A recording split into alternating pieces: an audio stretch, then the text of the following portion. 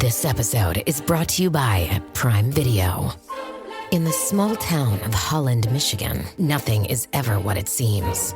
Behind the tulip festivals and pretty houses lay dark secrets that threaten to tear a marriage apart. Nicole Kidman stars in this darkly twisted thriller about a wife and mother whose quest to uncover her husband's secrets may get her more than she bargained for. Holland, streaming on Prime Video March 27th. You are tuned in to the Foul Weather Podcast, the forecast to your next successful hunt. Coming to you from the home office, Jack's Reef, New York. A satirical look at sky busting with follow-up about how to hold ducks on your marsh.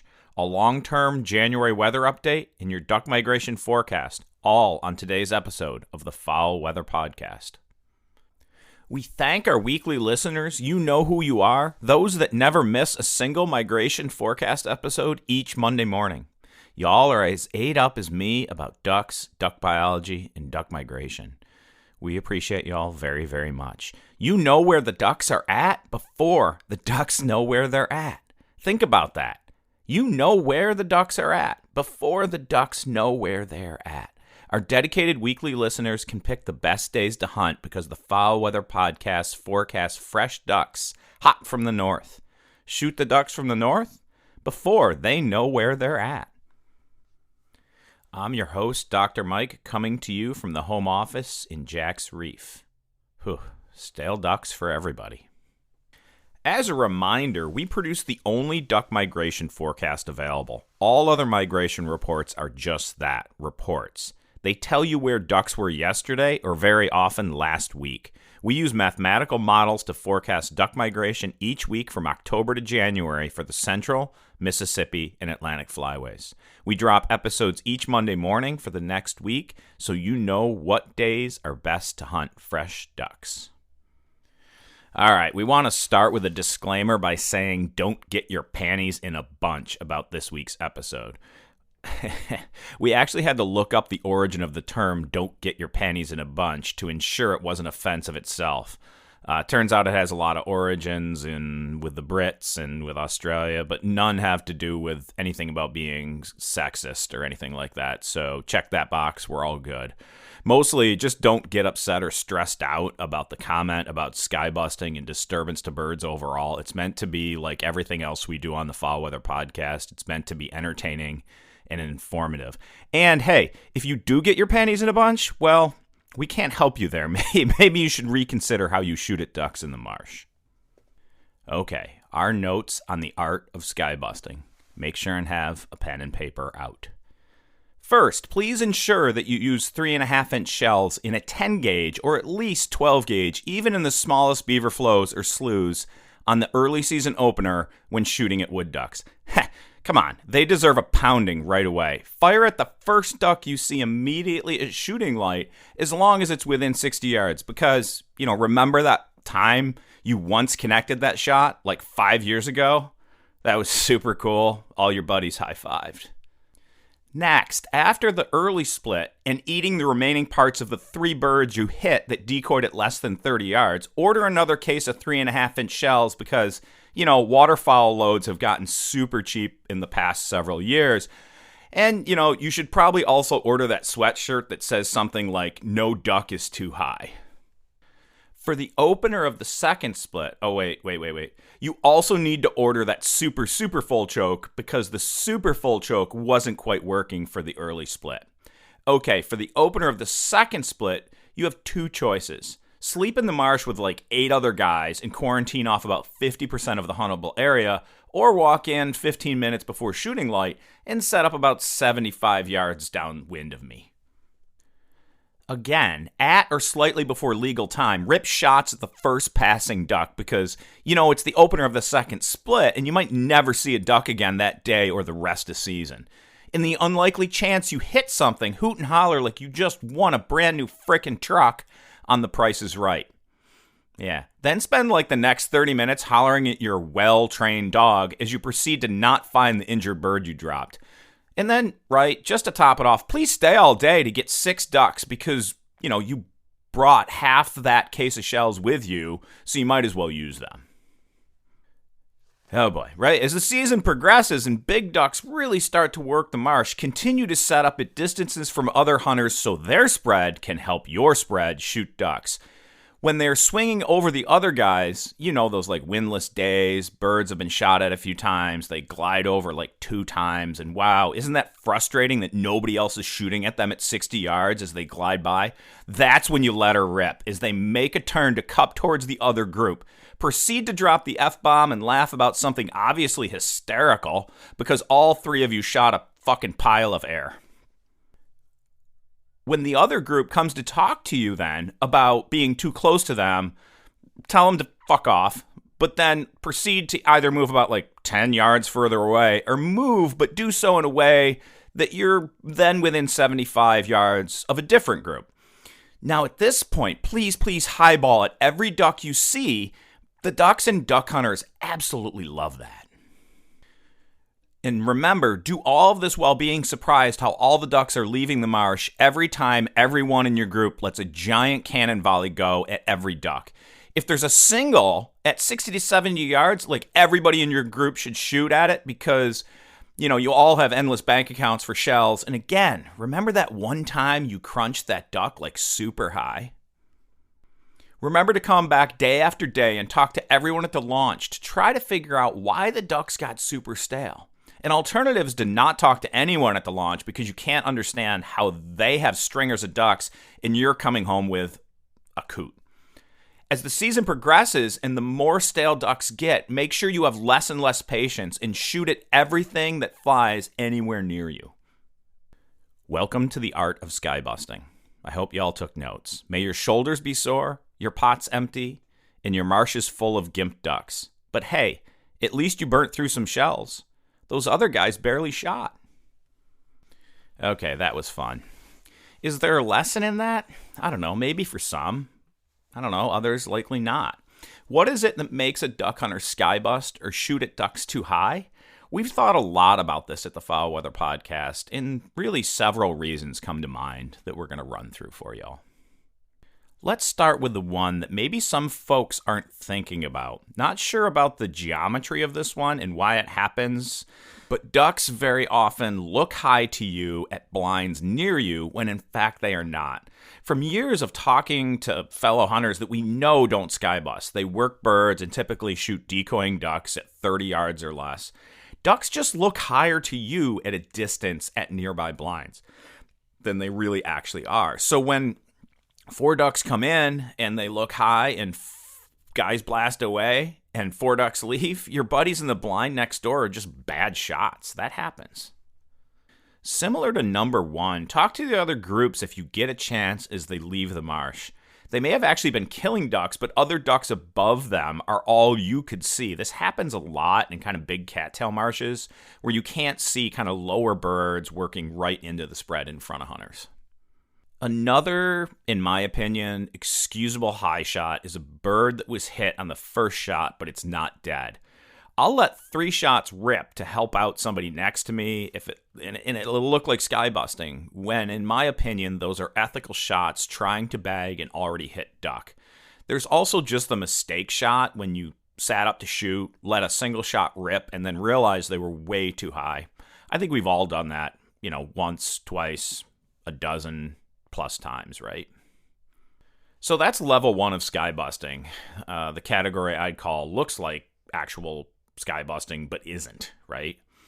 Next, I'd say are the kids that were taught that you kill ducks by skybusting by their parents or older friends. These kids are typically in their teens.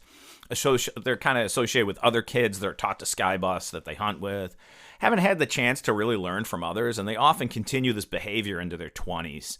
They've heard of skybusting, but they don't believe that they're doing it. This level 2 skybuster kind of often learns later in life about how to decoy birds into reasonable distance for ethical kill shots. But they also, some of them just may never learn because they're just slow learners, right? Or they just hang out with other skybusters constantly.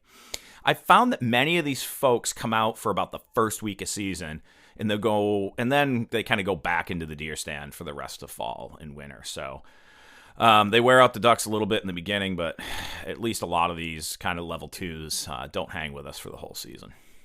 The level 3 skybusters, actually good shots that consistently kill ducks at a distance. And when the ducks get stale, they aren't decoying, and it gets frustrating. These folks decide to start shooting. They're treetop mallard shooters, and they can drop ducks like rain.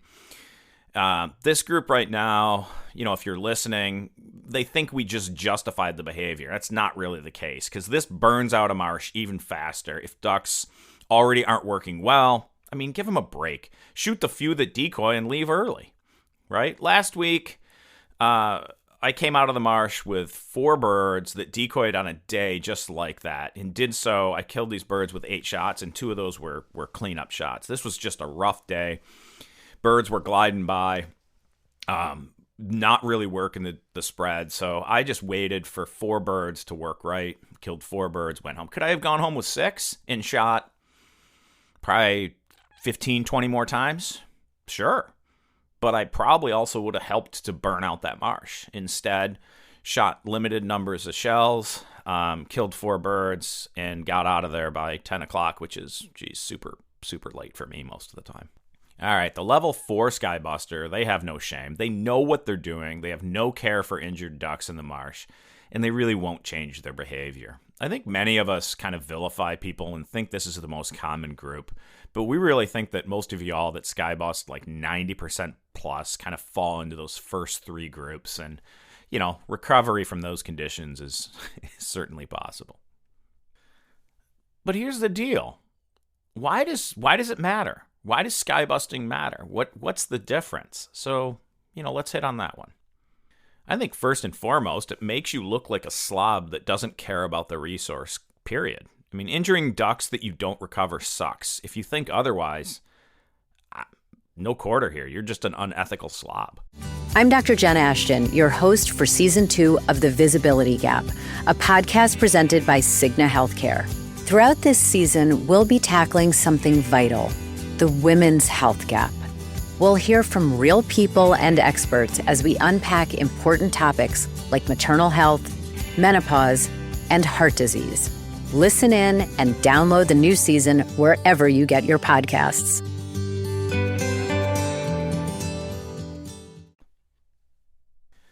Skybusting also creates stale ducks faster. Even if you aren't going to hunt a marsh the next day or a few days later, think about the others in the marsh. Waterfowl hunters are a great community, and we got to quit acting like everyone out there is our enemy. Big guns and shells, heavy volleys at a single duck, and all-day shooting burns out a marsh and creates stale ducks. There's some hunt clubs on the Canadian side of Lake St. Clair in Ontario. They're tiny. Maybe they have 4 impoundments at maybe 50 acres each. A lot of these impoundments are even smaller. Some of these places use really high berms, and they actually let Phragmites, which is an invasive plant, right? An invasive grass, actually, grow on the berms to kind of buffer noise. They only hunt till noon. They only allow 20 shells, and they only shoot over, under, or side by side 20 gauges, and they consistently shoot limits of mallards, which up there is 6 birds per day. Right? In the age of weaker and weaker duck migration to many areas and milder weather that doesn't make ducks really fly well, maybe restraint is needed so we don't burn our marshes out so quickly. All right, so you're thinking but that can't happen on public land. Correct. But it is an example of how restraint leads to quality hunts. There was a great article, I believe, in California Waterfowl Association magazine years ago that was called "Want Great Duck Hunting? What You Need in a Word is Restraint." Just an awesome article. I think you can still dig it up on the web somewhere. But here's the deal. Most folks will push the envelope because if you don't shoot a marsh and you don't shoot it till noon, somebody else will, right? So it might as well be you out there killing the last few birds. It's called the tragedy of the commons. This is why hunt management's needed in many areas. Reduced days per week, closing at noon, limited, numbers of parties, no motors. But once you get into the marsh, it's nearly impossible to manage skybusting. Honestly, the solution in most cases is a shell limit. Of course, this can be cheated. Folks can just hide shells and bring them in. But if you can't hit 6 ducks with 25 shells, Holy shit. Either take up something else, go to the range, find a gun that fits you. I don't know, do something that helps you improve. All right, it's also fine if you're just purely a bad shot, but you still enjoy duck hunting. Just don't burn it down for all of us by skybusting with your friends. All right, well, fuck it. If that doesn't get me fired from the Foul Weather Podcast, nothing will. As always, we happily take your emails with questions, comments, rants, at drmike@foulweather.co or just simply contact@foulweather.co. All right, folks, on to the migration forecast for the week. Looking for that rain to continue.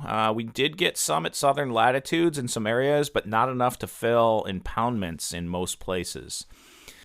The warm-up last week didn't help either. As forecast by the Foul Weather Podcast, duck per hunter averages declined in most areas last week compared to the week before as migration halted and ducks got super, super stale.